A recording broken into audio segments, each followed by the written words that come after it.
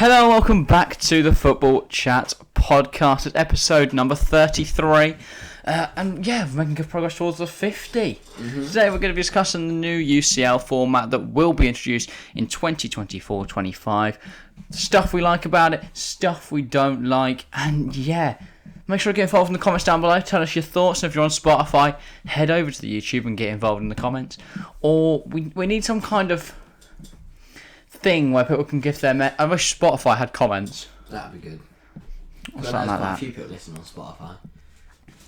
Yeah, you're good mates with all of them. Yeah, it's good. No. Just need a way to communicate with them, but Spotify doesn't like its audiences. Imagine you could comment on like songs though. That'd be good. I'll just go on every... trying to think of a bad artist. I don't know. I'll just comment on a bad artist song, just going, you're naff. Oh yeah. Got him with that Yeah, I know. Blimey. They are They're really start worried. singing because of you. You're naff. I mean, they were close to retiring, but that was the final straw. No, Really got them. Yeah. Right, shall we get into this? Yeah. Interesting way to start the episode. So, as I mentioned briefly there in the intro, this will be introduced in 2024-25, so we've still got a few years for them to hopefully decide not to do it. But I doubt they will because it means more money for everyone involved. This will stretch across all the UEFA competitions, the UEFA Champions League, UEFA Europa League, and the UEFA Europa Conference League. Everyone's favourite competition. Oh yeah, you're going to catch me with a bit of UECL action. Yeah, it basically just means that 12 more teams will get to play European football. So they're changing all the European competitions, and yeah, so more 12 more teams playing football. I guess that can only be a positive thing. Or can it? Oh, more teams in European Conference League gives more chances to other teams. That's something you've always, I know we've mentioned on the podcast, and you've mentioned it a lot. Is the fact that, like, for example, Prem has 4 teams go through to the Champions League. Yeah, and then have 3 slots. Is it for Europa League? Because they have 2, 5th and 6th in the league, and then the winner of the FA Cup. It's just 5th and the winner of Europa. Again, that's 2. But it's just been often in recent years that either Prem teams have won the Europa League, and then then they get a Champions League spot, which then pushes it down. Or Prem teams won the Champions League and Europa League in the same year. Which then means one of them, United were out of the So it just makes it all a bit of a mess, and it means that theoretically the Premier League could end up with 6 teams in the Champions League. With the new format, they could end up with more, though. So anyway, what is the new format? It is a 36-team league. I know, makes no sense. Replaces the 32-team group stage. The knockouts and that all stay the same, but it's a 36-team league. Every team plays 10 random games. 5 home and 5 away. So there's obviously no big disadvantage. How do they? So is it a draw, those random games, or is it just decided? They're not going to That's going to take ages. They're going to just stick it into fixture creator, bang, and then just go first 10 weeks sorted. Because Bayern could get first 5 weeks and just double it. End up getting. I don't like that. So basically, it's a new format. All they've done is they've swapped out the group stage for a league, a bigger league. Yeah, because it means that it makes us, because what they want to do is create more good games in the early stages. Yeah.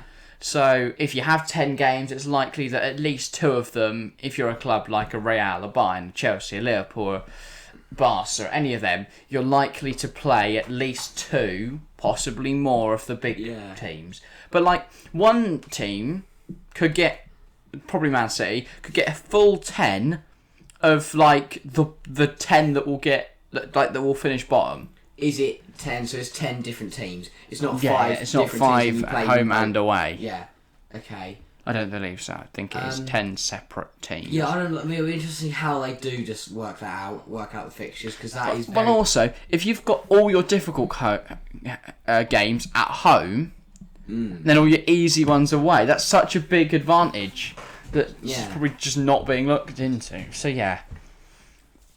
I don't know. It just doesn't make much sense. I know a lot of people don't like the Champions League group stage. They find it a little bit pointless and null and that. And I get for a small club, it increases the amount of European football they're going to play a season. Because now if you qualify for the Champions League, you're guaranteed 10 games, even if you lose every one, which is a lot of revenue considering 5 of them are at home. So you're going to be bringing in a lot in tickets. How many games is this? And you usually play, 6? So, because if you're a really small club, you're going to be hoping you get PSG, Barca, Real, Liverpool, Chelsea, like Juventus, City. No, so you just get a full 10 of ridiculously impossible games. Because even if you lose every one, you're bringing so much in terms of TV revenue and ticket sales, so and every team interest around the game. Plays an extra 4 games what we usually play in the groups. Yeah, and then will mean 4. So four from more this 36, the top 8 will automatically advance to the round of 16. They're through sorted, so the teams that score the most points out of their 10 games. At the bottom 8, they will be knocked out. They play no European football for the rest of the season. That's it. But they have got to play 10 games. And this is another advantage, is then you get a playoff. Where the 9th to 16th, we seeded against 17th to 24th. So it's like the championship playoffs. 9th will play 24th. 10th will play 23rd, and it'll run like that. So 16th will play 17th. So it's likely all the big teams will go through, but it does guarantee at least 12 games for another 8 teams. And then, of course, you're left with your Champions League round 16. It goes through from that. You're into the normal knockout stages, semi-final, round 16, quarter-final, semi-final, final. It is a lot of games, especially if you're one of those teams that came through the playoffs. If you have to go through the playoffs. And then you have to play the league games, and then you have to play the playoffs to get to the round of 60. So imagine you have to play the playoffs to get to the actual competition, then you have to play 10 league games, and then playoffs to get to the round of 16. And then if you lose them and go to the Europa League, you then have to play a round of 32, then a 16, then a quarter-final, semis, final. It's good for us, because that would be great there's going to be so many more games, But for players and teams, that is a lot of games. So I don't think a lot of people have a massive problem with this stage. It increases the amount of games, it increases the amount of good games, and it adds more purpose to every game. I mean, yes, like Bayern Munich could play Liverpool and Chelsea and Real Madrid and lose all 3, and then get 7 easy games and still get through automatically. But it does mean we're going to have more interesting games early in the competition, which I guess can only be a good thing. But it's increased games for every club because it means it goes from the minimum of 6 to 10, and then at least 3/4 will play 12 plus. So we'll play 12, and then more. For us, we'll play more. So, for example, the losers of the playoffs will go to the Conference League. They're in the Europa League. But of course, the Conference League losers go to the National League. You immediately get relegated from your domestic league to the lowest league in your country. I would be liking this if I was a team, say in the Premier League, that didn't finish in the top 7, 8 that year.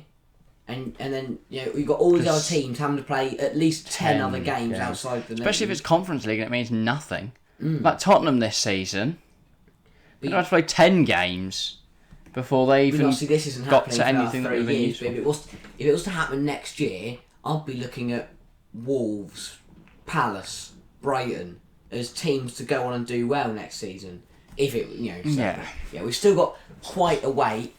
The big things is it's more money. It's increased games for every club, more money for rich people, and bigger games earlier. Now you might be wondering, how have we gone from 32 to 36 teams? Well, that is where I think the biggest controversy comes in, because it's not great, if I'm honest. Right, so the first team, all fine with this. Third in the 5th highest coefficient league. This means that Ligue 1 will have their amount of teams that qualify automatically to the Champions League increased from 2 to 3. So that's going to increase that. Because at the moment, their 3rd place spot has to go into the playoff thing. what's it called? Because you have the Champions Path and then the other one. I can't remember what it's called. It's the qualifying round. Qualifying Something path or something. Yeah, Losers path. That sounds like you could. The treacherous trail. Oh. I would prefer if they called that. That'd be so much better. If anyone at UEFA can turn the second path to the Champions League into the treacherous trail. So you have the Champions Path and then the treacherous trail into the Champions League. Yeah, that would be good, to be fair. So yeah, that means that one more team in Ligue 1 is guaranteed a spot. Obviously, if Ligue 1 were to drop down, it would be whoever most depressing. It's just the fifth highest coefficient league. Then fourth will then become the qualifier for the Champions League, which then means the position down will go to the Europa League. Something like that. It just increases the amount of teams that Ligue 1 get to put in. Because obviously they'll have to increase it for every competition, not just the UCL, I suppose. Yes. But because then that would mean that you get a very low down and you're going Conference League. But I think that... I know that would be about the same as Prem. I don't know what the 4 additional teams are for the Conference League and Europa League, but they're going to be something along these lines.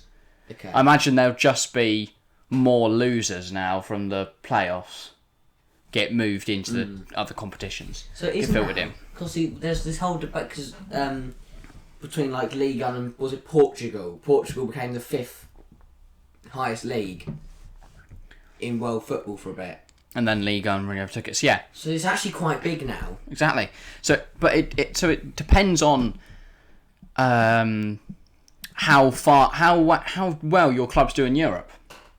And so this season, PSG out, meaning Ligue 1 now have none representatives after round 16.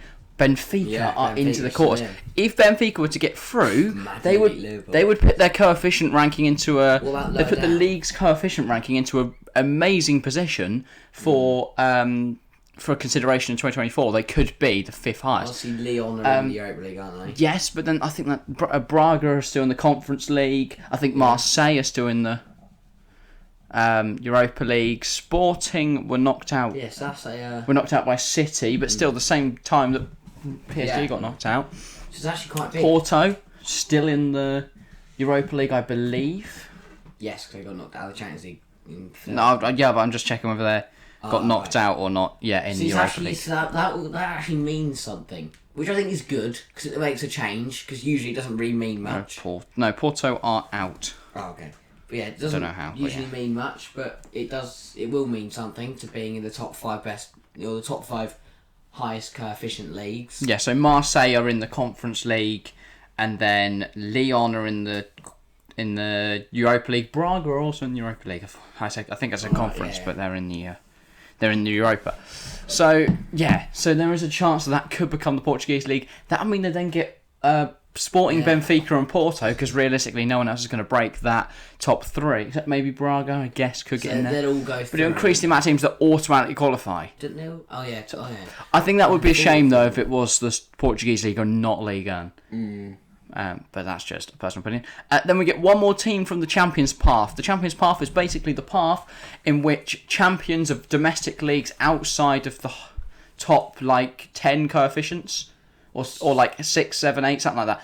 Outside of that, then have to compete on the Champions Path to get through. It might even be after the top 5, something like that. That's leagues like the Ukrainian League. Yeah, it's like Shakhtar Donetsk. That's the Moldovan League, all of that. Exactly. It's clubs like them that have to come through those leagues to get into it. Because it does give opportunity for other teams to get in. Yeah. So that's one more team, which I think is very just. Yeah. It means that...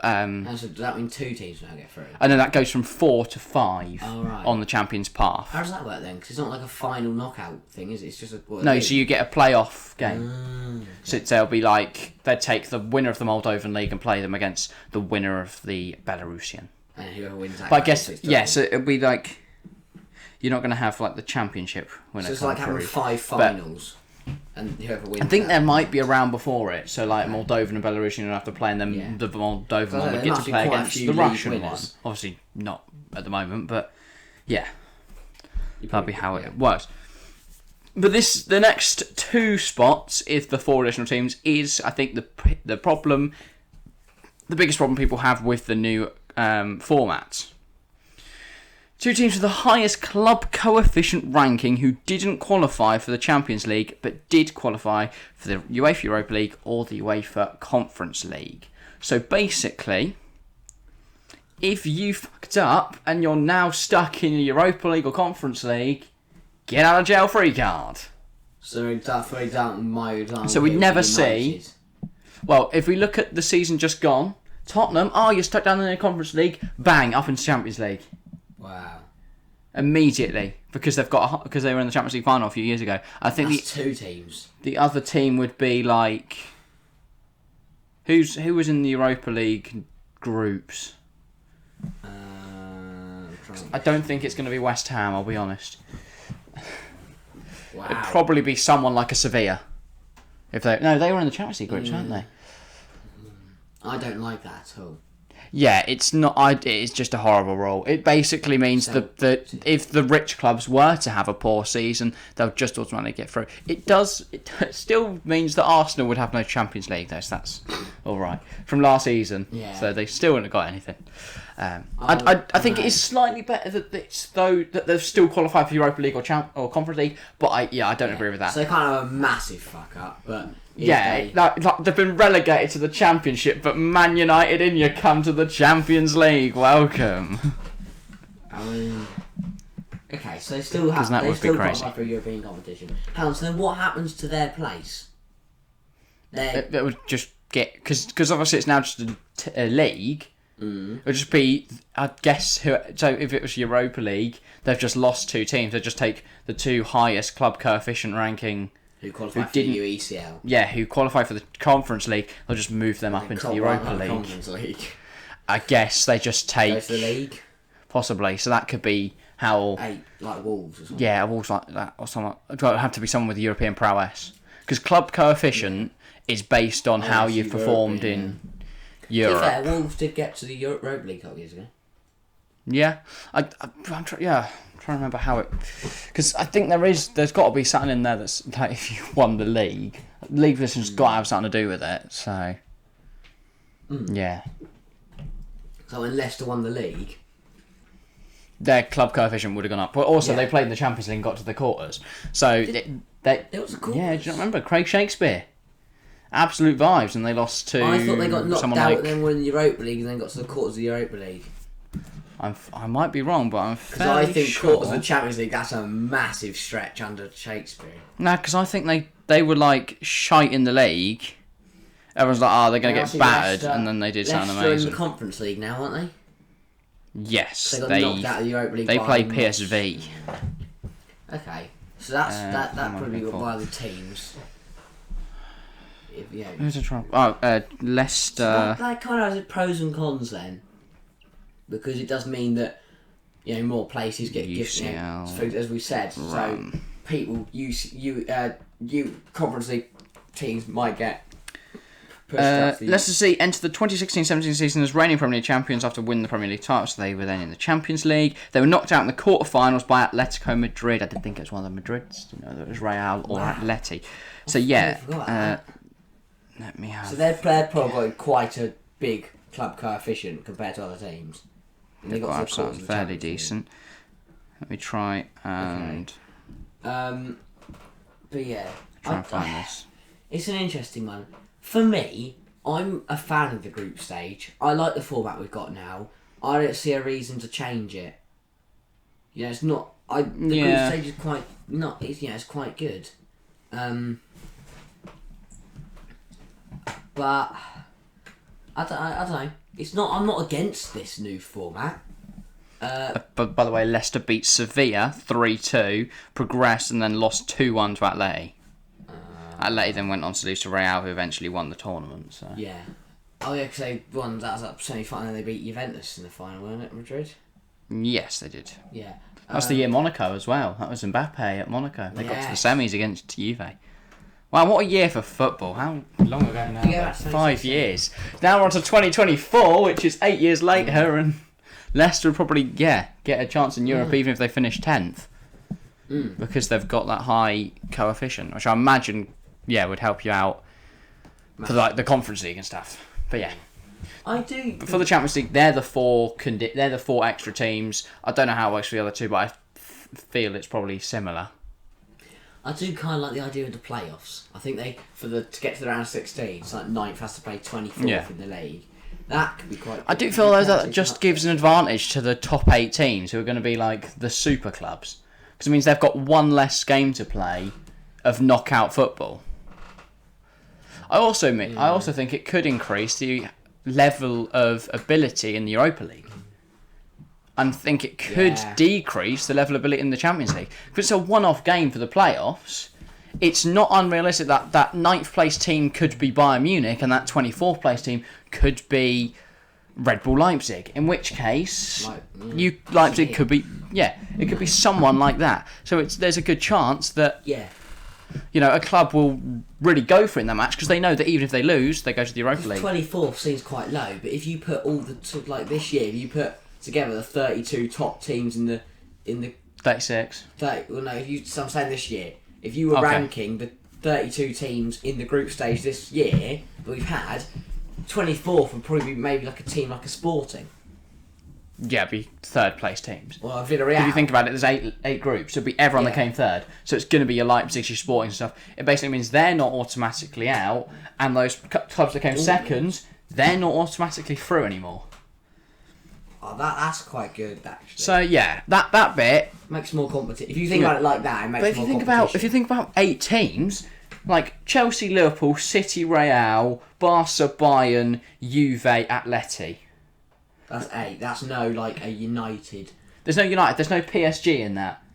There's no Inter, AC, Dortmund, Villarreal, Arsenal, Atalanta. Tottenham, who would both be in there with the new things. So you basically create amazing playoffs.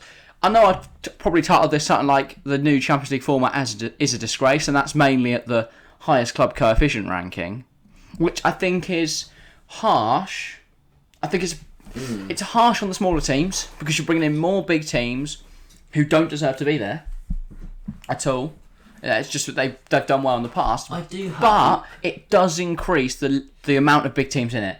It creates bigger games. So from purely a content creation point of view, I really like this new format. I do hope that when they trial it if they do trial it in 2024-25, if we do it and it doesn't work and it's a disaster, I do hope they will go back to the old format and they don't just persist with this new format. Well, I to be honest, I think we are now locked in with we're going to be having a league system and then into the knockouts. I think that is very much that. Like they don't want the Super League to go ahead, so they've done the same thing, but added knockouts, called it the Champions League. Yeah, that's it basically, because they can't afford to lose out to this Super League, so they're just going to do the same thing and call it a different name, and people will love them.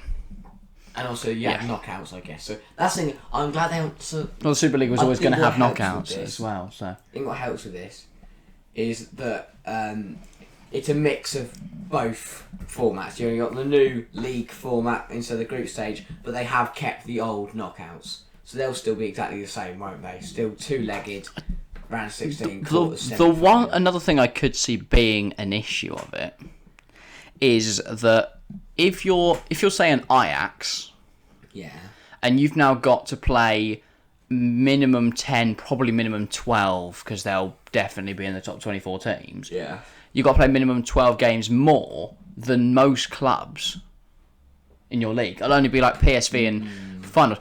It could create these smaller domestic leagues where a small club can just come through and win a league. So I'd be looking at if you look at Netherlands, Portugal. Well, yeah, if you look at like Portugal, you'd say Braga, Benfica, Sporting, and Porto would probably all be competing. So that does that give a chance to someone else in that league to come through and possibly nick there to Ligue 1 place. Yes, but I think PSG are just so strong they could put out their C team and probably still roll over Clement Foot 17-1. I still think so.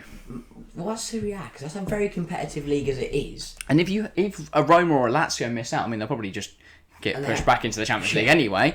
But or even like a Fiorentina, a Torino, someone like that could pull off a shock in the Premier League. If a Crystal Palace have a good squad coming through. If a West Ham don't have a poor season in 2023-24, don't have any Champions League competition because they won't get promoted through having a high club coefficient ranking, they could then mount a more serious challenge at the Champions League because you now got even if you qualify from the top 8, you're now going from it's 6 games, then it's 8 more if you win. It's like 7 more, isn't it? 2, 2, 2, 1. Yeah, so 7 if you're going to win it. So 17 games max. I mean, could be 12. You could have. If you go for the playoffs, it could be 19 if you're going to win it. So it's a which we meant. Considering that's gone from 15 to 19 for a winner. That is the thing, though. Sorry, no, that's gone from you could come 13 to 19 for a winner. You could come 24th in the league, so just get the playoffs and still win it. Which is why, it does offer loads of security to a big club. Yeah. You're never going to see Barcelona in the Europa League again, unless, of course. But then it swings the other way because playoffs. If someone between 9th and 16th was to lose to a smaller team, then that could be a big game. And also, I guess if you did mess up the Champions League and then you're 18th and you're playing against 15th, that could be a Barca Ajax. That could be a massive game like that. An Arsenal versus a Leipzig. Back to the whole. If you could go 24th to win it. That's different. That's a bit different because in the group stage, if you're sitting bottom of your group after 3 games, it's going to be very hard to get back to the top, get through, and win the Champions League. Whereas if you come 24th in this league and mess the league up, you've still got a chance go on to win it.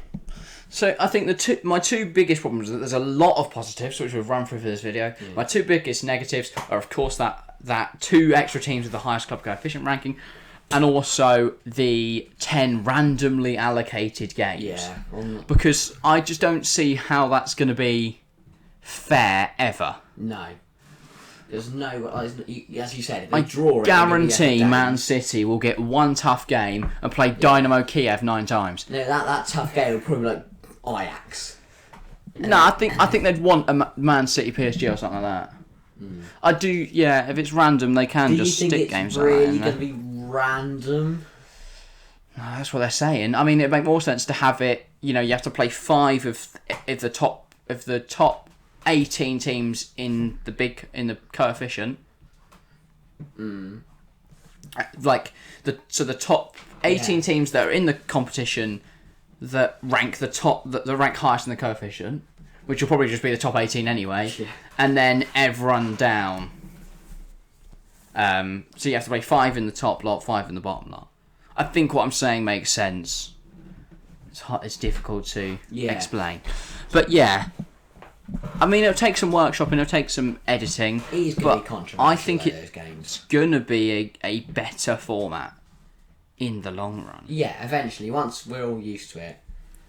Should be more exciting, as you said. From a purely viewer perspective, it's going to be better. From a player perspective, you're throwing in another 4 games in there for the staff, for the managers, for the amount of travelling you're now going to have to do. That's another 4 Champions League games. Yeah, I think it could be 4, it could be 6 if you're in the playoffs. So it's a lot more. Which then lot more matches. Complicates things when you have how are you going to fit the bloody Carabao Cup in, mate? Exactly, and when this season, obviously it's been very COVID affected, and hopefully by 2024 it isn't as affected.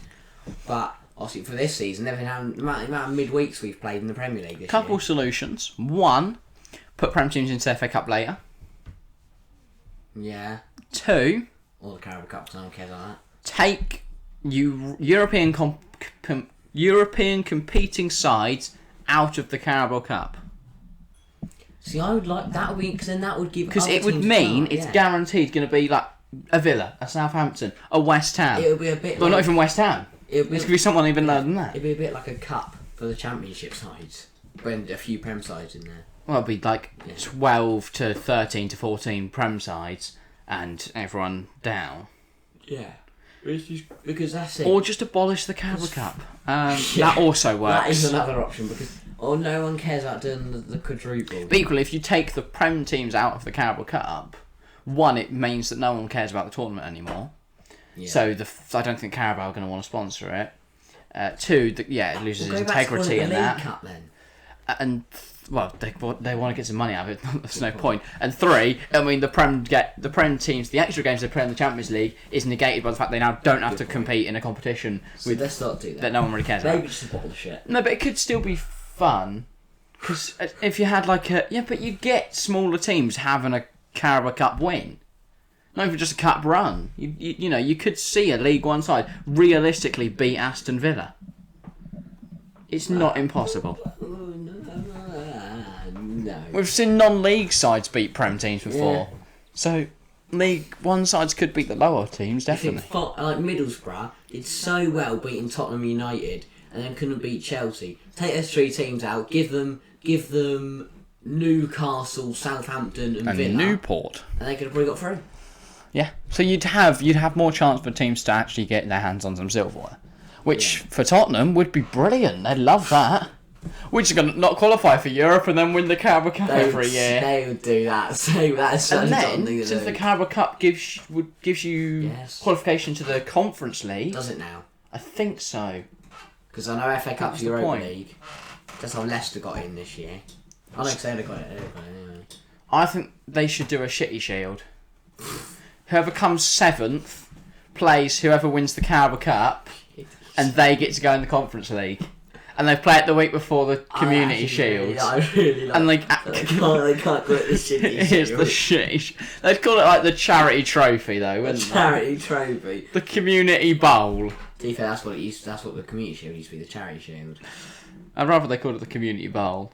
Welcome back to the Community Bowl number 1, the first ever. Community Bowl 54. Yeah.